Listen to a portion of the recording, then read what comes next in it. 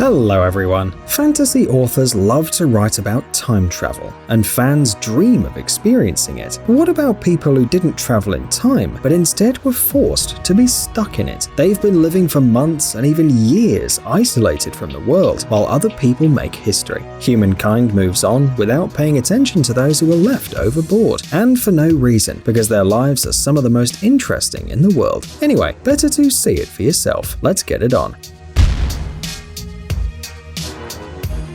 Hiroo Onoda.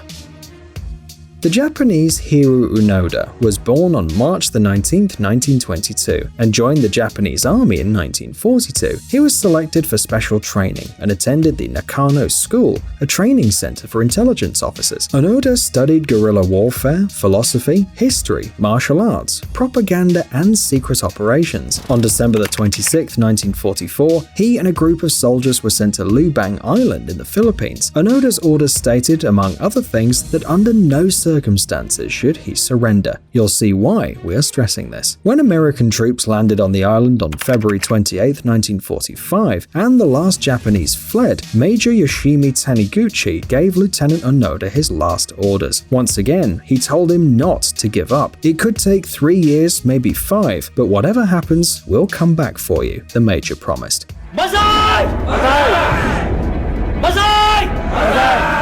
After a while, Lieutenant Onoda, who trained in guerrilla tactics, and 3 of his remaining fellow soldiers found leaflets announcing the end of the war, but they thought it was just enemy propaganda and ignored it. The war was really over, but nobody could convince Onoda and his troops of that. They built bamboo huts, stole rice and other food from villages, and killed cows. The soldiers were tormented by tropical heat, rats and mosquitoes, and they were constantly repairing their uniforms and keeping their rifles in good condition. They didn't even think about surrendering. Believing that the war was still going on, they evaded American and Philippine search groups and regularly attacked the islanders, who they considered to be enemy guerrillas. But this could not last forever. In 1950, one of Onoda's men surrendered and another died. The third died in 1972 in a clash with the local population.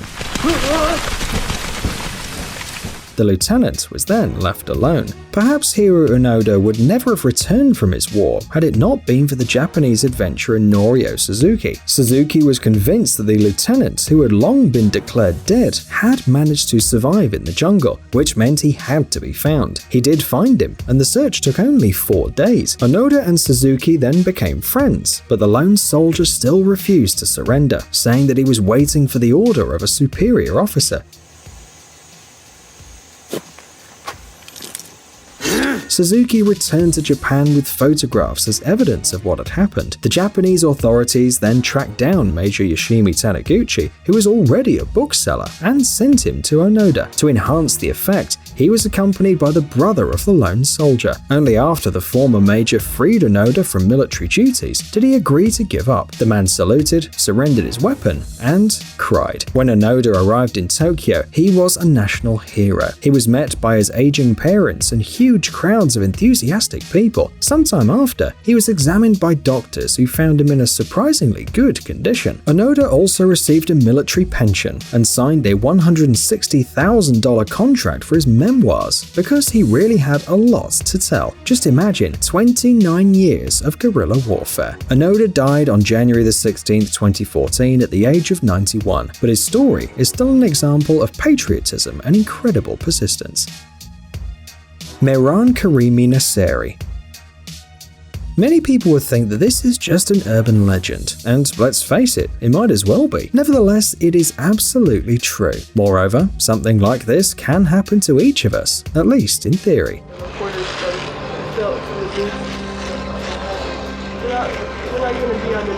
Mehran Karimi Nasseri was born in Iran to a local doctor and a British nurse, but this information is not confirmed. The facts about his youth remain a mystery. However, it is known that Nasseri studied in the UK and then returned to his home country. There, he drew the attention of local authorities and was soon expelled from the country without a passport for his protest activities. At least that's what Nasseri himself claimed, although investigations showed that he had never been deported from Iran. For a time, Nasseri behaved like an ordinary ordinary political refugee. He traveled to the capitals of Europe in search of asylum. He was denied entry to all the countries he turned to, until 4 years later, he was granted refugee status in Belgium. Now he could obtain citizenship of any European country, but Mehran turned out to be very selective. He spent 6 years in Belgium before deciding that he had a future in the UK. After all, his mother was born there, which meant that he had some family roots. Nasseri took a train to Paris to fly from there to London, but on the way, he lost his documents, including the very papers that confirmed his refugee status. Obviously, the briefcase was simply stolen, and any other person would have immediately stopped traveling. No one travels between countries without documents. Nevertheless, Nasseri continued his journey and even got on the plane. Yes, the French authorities at Charles de Gaulle Airport allowed him to travel, even though that simply couldn't have ended well. As expected, the lack of documents was noticed immediately upon arrival at London Heathrow Airport. The man didn't even get beyond passport control. He was immediately seated on a return flight and sent back to France. There, Nasseri was arrested, but then released because his entry to the airport was legal and he didn't have a country of origin to return to. That's how his life at Terminal 1 began. Nasseri set up a temporary camp on a bench at Terminal 1 and managed to find a lawyer. The latter fought in vain with the French authorities to obtain some status for his client, then turned to Belgium but failed there as well. In the country that gave asylum to Nasseri, they refused to send new documents by mail and agreed to issue them only if he came to collect the papers in person. A vicious circle. Nasseri couldn't travel to Belgium without documents, but he couldn't get the documents without traveling to Belgium. In 1995, the Belgian authorities did give him permission to enter the country, but only on the condition that he would live there under the supervision of a social worker. Nasseri refused. Later, both France and Belgium offered Nasseri residence permits, but he refused to sign again, this time because they stated that he was Iranian and he wanted to be British. Also, the papers didn't have the name that Nasseri preferred. He only responded to the British name, Sir Alfred Mehran. It seemed like this was really important to him, so important that he continued to live at the airport, sleeping on a bench, eating at the bistro table and washing in the toilet.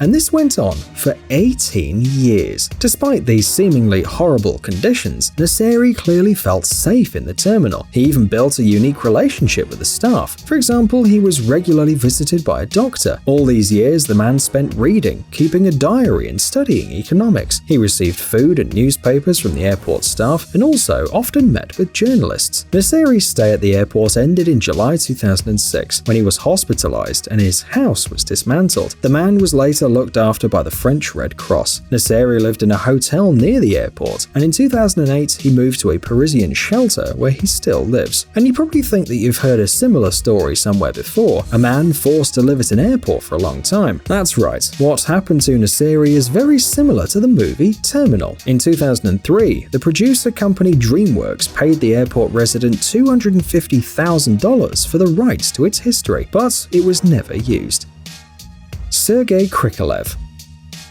If the previous participants of our video were stuck on Earth, then Sergei Krikalev has a completely different story. He was forgotten in space. Well, not exactly forgotten. After all, an astronaut is not Kevin McAllister, but his story still deserves attention. During his career, Krikalev performed 6 space flights, with a total duration of 803 days, 9 hours, 39 minutes and 9 seconds. He made 8 spacewalks with a total duration of 41 hours and 26 minutes. Krikalev's story began in the USSR, and this is exactly why we want to talk about him. The astronaut left for his second flight on May 18, 1991, from the territory of the Soviet Union. It was already clear that the country was collapsing, but the USSR was still holding on. Krikalev was sent on the transport ship the Soyuz TM-12 as a flight engineer. The crew also included Commander Anatoly Artsebarsky and Helen Sharman, a British astronaut researcher. Everything went according to plan. The crew of the space expedition successfully completed all the missions and was going to return home. But the events on Earth made things difficult. The Soviet Union was falling apart, and the spaceport from where the ships were launched was located in Kazakhstan. To get a discount on its use, Moscow agreed to send a Kazakh cosmonaut and an Austrian astronaut with him to orbit. Initially, the newcomers would replace the team of the Soyuz TM-12, but it turned out that they were simply not ready to spend much time in space. Krikalev had to stay at the orbital station. But of course, if there had been an accident, the astronaut would have been sent home. But all the equipment worked, and Krikalev continued his mission. At that time, Russia and the independent country of Kazakhstan, where the starting base for manned missions is located, were trying to agree on its joint use. It's hard to imagine how Krikalev felt left in space by a country that no longer existed. The situation was pretty bad, and there were even some problems with supplies. For example, asking for lemons and honey became a real problem. Previously, honey had been delivered from the former Soviet republics, but with the collapse of the country, they stopped supplying it. Eventually, Krikalev spent 311 days, 20 hours and 34 seconds in orbit. He was awarded the title of Hero of the Russian Federation. However, after returning to Earth, the Space Robinson soon went back to the stars. Krikalev took part in the flight STS-60, the first joint US-Russian flight on a reusable launch system. Today, Sergei Krikalev is the first Deputy Director General of the Central Research Institute of Mechanical Engineering for Manned Programs and is perhaps the most famous Soviet cosmonaut in the world after Yuri Gagarin.